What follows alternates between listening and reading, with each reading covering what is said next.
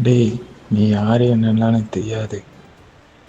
இப்போ ஒழுங்கா நீ இங்க வந்ட்டன்னு வச்சுக்கோ, எதுவுமே கிடையாது, பிரச்சன இல்ல, முடிஞ்சிரும்.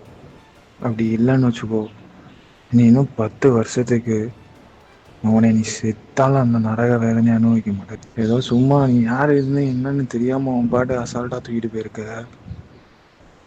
உனக்கு இருக்குடா. ஆனா நீ இப்ப இதுல இப்ப நானே உன்னை விட்டேன்னு வச்சுக்கோ, ஆனா நீ அடுத்த 4 மாசம் இல்ல அடுத்து வரப்போற வருஷம் ஃபுல்லா நீ அனுபவிப்ப.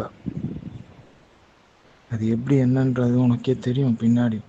நீ யார என்ன நினைச்சு நீ தூக்கியிருக்க, எந்த மாதிரி டைத்துல தூக்கியிருக்க, எல்லாம் எனக்கு தெரியும் நடி. ஆனா இப்போ நான் ஒன்றும் இல்லை, இன்னும் கொஞ்ச நாள் கழிச்சு இப்போ நீயும் அவ்வளோ போயிட்டீங்கள, நிம்மதியா இருங்க. கொஞ்ச நாள் கழிச்சு ஒவ்வொரு அடியா வரப்பதான் உங்களுக்கு தெரியும். நீ நிம்மதியா இருடா. நான் வரேன். உன்னை நீ எங்க இருக்க என்னன்னு மட்டும் தெரியட்டும். நான் சொன்னது எல்லாத்தையும் நான் செய்யலன்னு வச்சுக்கோ, உன் பக்கத்துல இருக்கட்டி கேட்டு பாரு, சரியா? இப்ப நான் சொன்னது எல்லாத்தையும் நான் செய்வேன்.